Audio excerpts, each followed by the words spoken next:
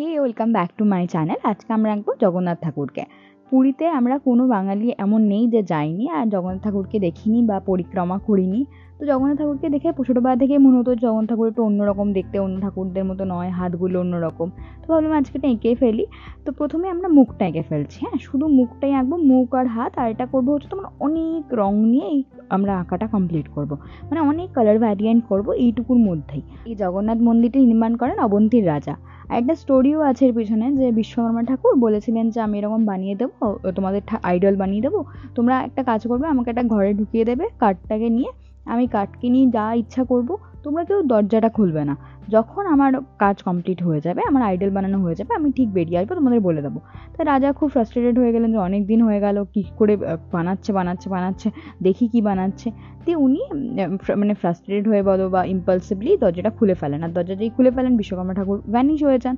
আর যেইটুকু ওই আইডলটা করা ছিল সেইটুকুই আইডলটা রয়ে যায়। তারপরে আর হাত পা আর এক্সট্রা কোনো, মানে আমরা অন্য ঠাকুরদের আইডল দেখি না, পুরো কমপ্লিটেড হাত, কমপ্লিটেড পা, ওরকম আর আমরা জগন্নাথ ঠাকুরকে দেখতে পাই না। যতটুকু হাত করা ছিল সেইটুকু হাতেই পুজো করা হয়। তো এই রঙটা আমি কিনেছি, অনেক দিন পর একটা নতুন রঙ কিনেছি, আমি প্রচণ্ড খুশি। তাহলে তোমাদের সাথে দেখিয়ে দিই নতুন রঙটা। তো এবার আমরা অনেক কালার মেশাবো। হ্যাঁ, প্রথমে আমরা যে পাগড়িটা করে নিচ্ছি লাল, কমলা, হালকা কমলা, আর তোমার হচ্ছে যে মিডিয়াম ইয়েলো। প্রত্যেকটা রং যেভাবে দিলে প্রথমে লাল দিলাম, ডিপ কমলা দিলাম, আবার লাল দিলাম, হালকা কমলা দিলাম, আবার লাল দিলাম, মিডিয়াম ইয়েলো দিলাম, দিয়ে ভালো করে মিশিয়ে নিলাম। পাগড়ির উপরের জায়গাটা করেছি হচ্ছে নীল, মানে পার্সিয়ান ব্লু, তারপর হচ্ছে যে ডিপ আকাশি, তারপর হালকা আকাশি দিয়ে ভালো করে মিশিয়ে নিয়ে। দেখো, গার্নিশিংয়ের যে ব্যাপারটা থাকে না, যে জিনিসটা সাজিয়ে দেওয়া, সেটাই হচ্ছে রং মেশানো। প্রত্যেকটা রং আলাদা আলাদা দেওয়া আর একটার সাথে ভালো করে মিশিয়ে দেওয়া, চেঞ্জ হয়ে যায়, কালারটাই চেঞ্জ হয়ে যায়। পাগড়ির এই সাইডটা দিলাম হচ্ছে একদম বেগুনি, তারপরে হচ্ছে তোমার ডিপ যে আকাশি, ডিপ আকাশির পর ডিপ যে নীল, পার্সিয়ান ব্লু নয় কিন্তু ডিপ যে নীল। তারপর প্রত্যেকটা জিনিসকে ভালো করে মিশিয়ে নিলাম হাত দিয়ে। তারপর ভালো করে এইটা রং মেশানোর পরে আমরা হাতগুলো করে নিচ্ছি। হাতগুলো হচ্ছে হালকা সবুজ আর সাদা, চারিদিকটা হালকা সবুজ দেওয়ার পর মাঝখানটা সাদা দিয়ে দিচ্ছি। এই যে মাঝখানে যে চক্র বা তোমার এই যে শঙ্খটা আছে, এটা লাস্টে আমরা পেন্সিল দিয়ে হাইলাইট করে নেবো। ওটা ভেবো না যে ওটা ঢেকে গেল, কোনো ভাবার দরকার নেই। তারপর জগন্নাথ ঠাকুরের চোখগুলো আমরা করে দিচ্ছি লাল রঙের। এবার ভিতরের যে রাউন্ডটা আছে ওটা সাদাই রয়ে যাবে, তার ভিতরে যে রাউন্ডটা ওটা আমরা ব্ল্যাক করে নেবো। আমাদের যে মাথার টিকাটা করে নিলাম তোমার লাল রং দিয়ে, আর ওনার মুখটা করে দিলাম লাল রং দিয়ে। এবার আমরা সবসময় বলি না যে যখনই আঁকবে তোমরা কালো রং একদম লাস্টে ব্যবহার করবে, কালো রং আগে ব্যবহার করার দরকার নেই। কিন্তু এখানে তো আমাদের মেন ফেসটাই কালো রঙের, আমরা কালো রং লাস্টে ব্যবহার করলে আর মেন ফেসটাই তো আমাদের করা হবে না, বা আঁকার বাকি কালারগুলোই করা হবে না। তাই জন্য কালো রং যখন ব্যবহার করবে খুব সাবধানে ব্যবহার করবে, কারণ কালো রং যদি অন্য কোনো রঙের উপরে পড়ে, সেই রংটাকে আবার মানে সেই রঙে ফিরিয়ে আনা, কালোটাকে মুছে মানে এটা ইম্পসিবল ব্যাপার হয়ে যায়। ঠিক আছে, তো অনেক সাবধানে কালো রঙটা ব্যবহার করবে। তো কালো রঙটা একটু ভয়ানক ব্যাপার ইউজ করাটা। ওই দেখো, তিলকে আমার কালো রঙ ধুয়ে গেছিলো, ওটাকে মুছে টুছে আবার সাদা করতে আমার খাটতে হয়েছিল।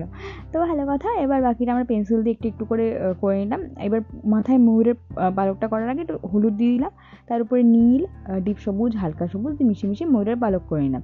এবার আমরা চারিদিকে কালার মিক্সিং করবো। প্রথমে আমরা কালো কালার নিয়ে নিলাম, তারপরে যে খয়েরি রঙটা আছে, ডিপ যে খয়েরি, সেই রঙটা, হালকা সবুজ, তারপরে তোমার যে ম্যাঙ্গো অরেঞ্জ টাইপের একটা কালার আছে, ওই কালারটা।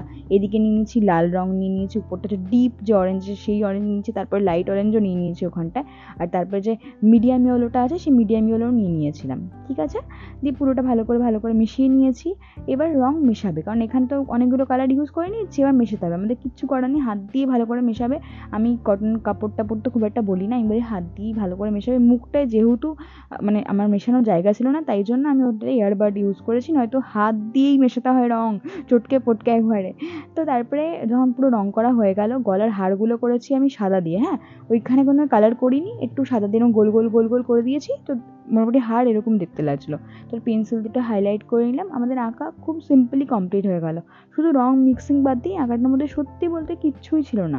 তো আস্তে আস্তে আস্তে আস্তে এই আঁকাগুলো আমি চেষ্টা করছি তোমরাও শিখে যাও, রং মিক্সিং কী করে করতে হয়, খুব সহজে কী করে আঁকতে হয়। যদি ভালো লেগে থাকে অবশ্যই লাইক করে দিও, শেয়ার করে দিও, সাবস্ক্রাইব করে দিও। দেখা হচ্ছে অন্য কোনো সহজ আঁকাতে। টাটা।